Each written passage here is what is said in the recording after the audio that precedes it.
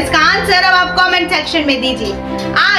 आज की क्लास में हम कुछ इंपेरेटिव सेंटेंसेस सीखने वाले हैं जिसका यूज हम जर्नली अपनी डेली लाइफ में करते हैं। इंग्लिश बोलने से पहले जो हमारे दिमाग में एक डर बना रहता है ना कि मैं सही इंग्लिश तो बोलूंगी या फिर मैं सही इंग्लिश तो बोल रही हूँ ना, इस डर को कैसे खत्म किया जाए। और आज हम इन सारे सेंटेंसों की बढ़िया से प्रैक्टिस करने वाले हैं और अपनी इंग्लिश में 4 चांद लगाने वाले हैं। तो मेरे प्यारे भाइयों और बहनों, हमने जो एक सफर शुरू किया था इंग्लिश बोलने का, इस सफर को थोड़ा और आगे लेकर चलते हैं। Welcome everyone and welcome to your favourite channel Reema's English hub. तो दोस्तों, शुरू करने से पहले मैं आप सभी को बता देना चाहूंगी कि मैंने आपके लिए एक स्पोकन कोर्स तैयार किया है जिसकी ये 2nd क्लास है। अगर आपने पहली क्लास नहीं देखी है तो मैंने कमेंट में और डिस्क्रिप्शन में लिंक पिन कर रखा है और एक प्लेलिस्ट बना रखी है 30 डेज स्पीकिंग चैलेंज के नाम से, तो आप वहां जाकर फर्स्ट वीडियो देख सकते हैं। और आप सभी का बहुत बहुत शुक्रिया कि आपने ये क्लासेस ज्वाइन की। And again very warm welcome to all of you. इस हिस्टोरिकल क्लास में आप सभी का बहुत बहुत स्वागत है। तो चलिए शुरू करते हैं। शुरू क्या करते हैं यार, मैं अभी आपको एक रियल लाइफ सिचुएशन में डालने वाली हूँ और जहां आपको इंग्लिश बोलना है। क्या आप रेडी हो? आपको अगर याद हो तो कल मैंने आपको कुछ 4 से 5 सिचुएशंस बताई थी और जिनमें यूज होने वाले कुछ सेलेक्टेड सेंटेंसेस बताए थे और आज उनका ही हम यूज करने वाले हैं। क्या आप रेडी हो इंग्लिश बोलने के लिए? क्या आप बोल सकते हो? पक्का? क्या आप बोल सकते हो?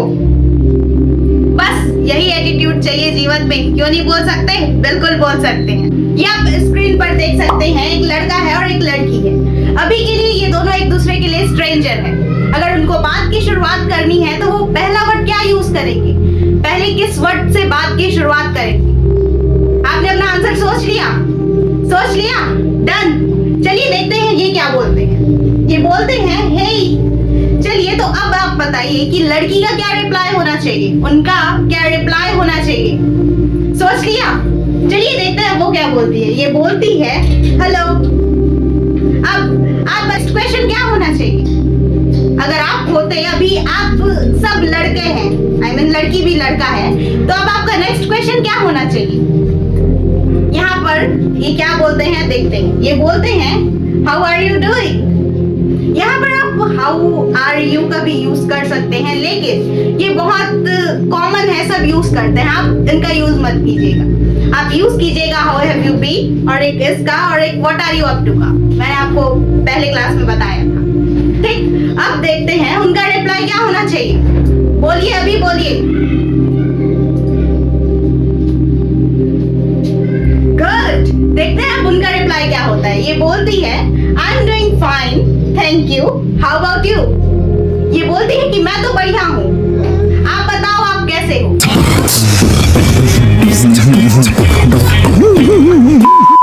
तो अब इनका रिप्लाई क्या होना चाहिए? देखते हैं ये क्या बोलते हैं। ये बोलते हैं I am also doing fine. इतना क्लियर है? सबके माइंड में आ रहा था? ये सब लर्न किया हुआ था हमने पिछले क्लास में। गुड। तो चलिए अब आगे बढ़ते हैं। तो चलिए मैं आपको एक रेस्टोरेंट लेके जा रही हूँ और वहां आपको ऑर्डर करना है। क्या आप कर पाओगे? तो चलिए फिर आगे बढ़ते हैं। सोचिए, अभी के लिए आप सभी एक वेटर हैं। आप सभी एक वेटर हैं मान लीजिए। तो आप अगर आपको किसी से पूछना है कि आपको कुछ चाहिए तो आप इसे कैसे बोलोगे इंग्लिश में? सोच लिया? देखते हैं ये क्या बोलते हैं। ये बोलते हैं good evening ma'am, would you like some help. क्या आपका भी आंसर यही था? चलिए तो अब आप इसका आंसर दीजिए। अगर मैंने आपको बताया था कि आपको कुछ चीज चाहिए तो आपको किसका यूज करना चाहिए? Can I have. Yes, can I have का यूज करो और बनाते जाओ सेंटेंसेस।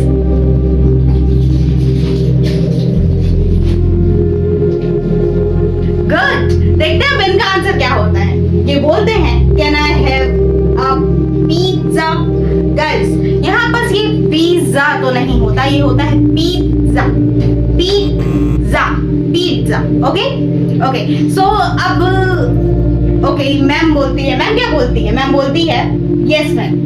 अब ये वेटर उनसे नेक्स्ट क्वेश्चन पूछती है, can I offer you some drinks. अब आपका नेक्स्ट क्वेश्चन क्या होना चाहिए, आप यही तो पूछोगे ना कि उसका प्राइस कितना है। इसके लिए आप क्या बोलोगे, मैंने आपको क्या बताया था, प्राइस के लिए आपको किस सेंटेंसों का यूज करना है, माइंड में आ रहा है? गुड। यहाँ बस आप हाउ मच से भी आपका काम चल सकता है, हाउ मच, बट मैं बोलूंगी कि आप इसका यूज ना करें, आपको यूज करना चाहिए how much does it cost. ये सेंटेंस थोड़ा लंबा है, आपको ज्यादा पढ़े लिखे लगे, आप इसका ही यूज करिए, how much does it cost. Okay, तो ये क्या आंसर देती है, ये भी सेम आंसर देती है, how much does it cost.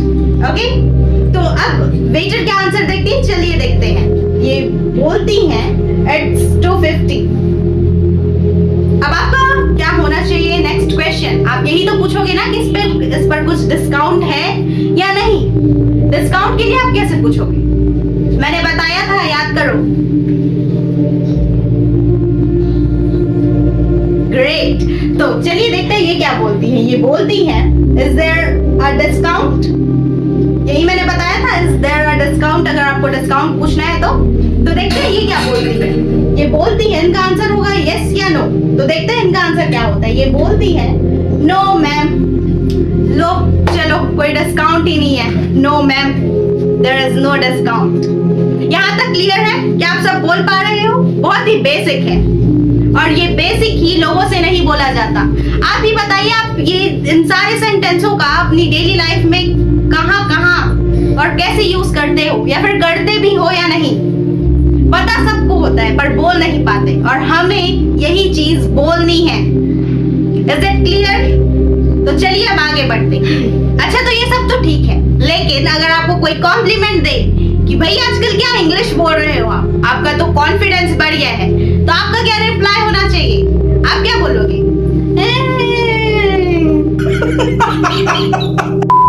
ये ऐसे शर्माना मत, मैंने जो आपको सेंटेंसेस बताए थे उनका यूज करना। याद आया क्या थे वो सेंटेंसेस?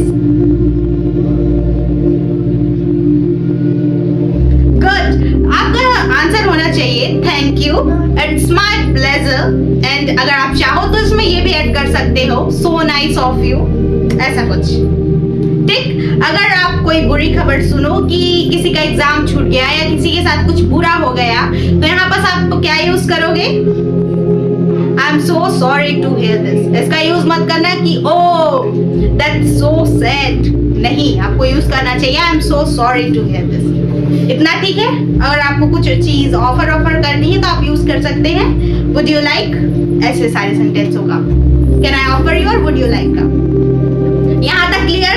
अब आगे बढ़े, तो चलिए अब आगे बढ़े। So friends, if you want to give instruction to someone, so you should definitely know about the imperative sentences. क्या होते हैं इंपेरेटिव सेंटेंसेस? अगर आपको किसी को कुछ चीज एडवाइस देनी है, किसी से कुछ रिक्वेस्ट करना है, या फिर आपको किसी को कुछ चीज इंस्ट्रक्ट करनी है, तो यहाँ पर हम यूज करते हैं इंपेरेटिव सेंटेंसेस का। जैसे कि मुझे बोलना है कि open the door, close the door, यहाँ पर मैं किसी को ऑर्डर दे रही हूँ कि दरवाजा खोलो, दरवाजा बंद करो। यहाँ पर मैं किसी को कुछ चीज ऑर्डर दे रही हूँ, तो यही है इंपेरेटिव सेंटेंसेस। ये कैसे बनाए जाते हैं, इसका स्ट्रक्चर क्या होता है, तो आइए मैं आपको बताती हूँ। इसका स्ट्रक्चर होता है वर्ब की फर्स्ट फॉर्म प्लस ऑब्जेक्ट। जैसे कि मुझे बोलना है कि पंखा चालू कर दो, तो इसे मैं कैसे बोलूंगी? इसे बोलने के लिए मैं आपको एक ट्रिक बता रही हूँ, आप भी इसका यूज करना, वो है क्रॉस मेथड। मैंने कहा पंखा चालू कर दो, चालू करने की मीनिंग क्या होती है? चालू करने को हम इंग्लिश में क्या बोलेंगे? Turn on. पंखा, फैन। ओके, सब अब अगर हम किसी पर्टिकुलर फैन की बात कर रहे हैं तो यहाँ पर हम यूज करेंगे द का। ओके, तो अब सब सेंटेंस कैसे बनेंगे? Turn on the fan. समझ आया? Got it? मैंने कहा लाइट चालू कर दो, चालू करने की मीनिंग क्या होती है? Turn on. लाइट का लाइट, अगर हम किसी पर्टिकुलर लाइट की बात कर रहे हैं तो यहाँ पर हम यूज करेंगे the, turn on the light. अगर मैं बोलूं कि लाइट बंद कर दो, टर्न ऑफ द लाइट।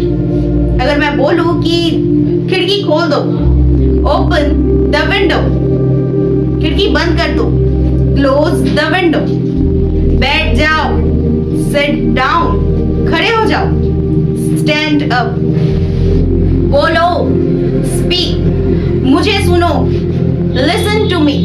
ये सारे सेंटेंसेस कमांड वाले सेंटेंसेस हैं, जिसमें हम किसी को कुछ चीज कमांड करते हैं, ऑर्डर करते हैं। ये रहे कुछ सारे सेंटेंसेस। इसको आप अभी ही वीडियो को पॉज करके ट्रांसलेट करो, बोलो और बताओ कि आपको समझ आया या नहीं।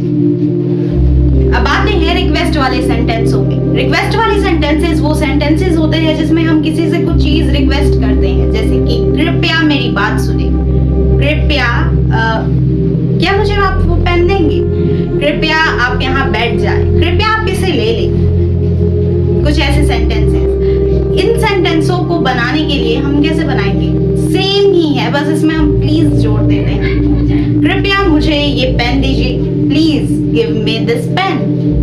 कृपया आप मेरी बात सुने, प्लीज लिसन टू मी। कृपया ये दरवाजा खोल दें, प्लीज ओपन द डोर। कृपया दरवाजा बंद कर दें, प्लीज क्लोज द डोर। कृपया आप यहाँ बैठ जाए, प्लीज सिट हियर। कृपया आप यहाँ आए, प्लीज कम हियर। ये बहुत ही इजी सेंटेंसेस है, इसमें कुछ एक्सप्लेन करने वाली तो बात ही नहीं है। होप आपको समझ आता होगा। तो चलिए फिर आगे बढ़ते हैं। तो चलिए बात करते हैं एडवाइस वाले सेंटेंसों की। ये वो सेंटेंस है जिसमें हम किसी को कुछ चीज एडवाइस देते हैं, जैसे कि सुबह जल्दी उठा करो, wake up early in the morning, ज्यादा पानी पिया करो, ड्रिंक मोर वाटर, स्वस्थ खाना खाया करो, ईट हेल्दी फूड, दूसरों की रिस्पेक्ट किया करो, मतलब सभी की रिस्पेक्ट किया करो, रिस्पेक्ट एवरीवन, हमेशा सच बोला करो, टेल द ट्रूथ ऑलवेज, रोज पढ़ाई किया करो, स्टडी रेगुलरली। ये ऐसे कुछ सारे सेंटेंस है जो कि हम किसी को एडवाइस देते हैं। आज मैं आपको कुछ होमवर्क के तौर पर एक प्रैक्टिस शीट देने वाली हूँ, और जिसकी प्रैक्टिस करना आपको मैंडेटरी है, आपको करना ही करना है। ओके, और मैं अभी आपको एक बहुत ही खूबसूरत बात बोलने जा रही हूँ। इस चीज का ध्यान तो आप जरूर रखिएगा। वो चीज है कि अगर आपको सच में इंग्लिश बोलना सीखना है, तब आपको लर्नर बनना बंद करना पड़ेगा। जी हाँ, लर्नर बनना बंद करना पड़ेगा, और अब आपको बनना है स्पीकर। क्योंकि कोई चीज आपको तब तक ही डरा सकती है जब तक आप उस चीज से डरो। मिस्टेक्स करने से मत डरो, because mistakes are proof that we are learning. So don't wait to be perfect. Start speaking today and you are eventually become a successful fluent English speaker. So दोस्तों, आज के लिए बस इतना ही। मिलते हैं नेक्स्ट वीडियो में। और हाँ, होमवर्क कंप्लीट करना मस्ट है। होमवर्क कंप्लीट करे बगैर मत जाइएगा। Bye bye.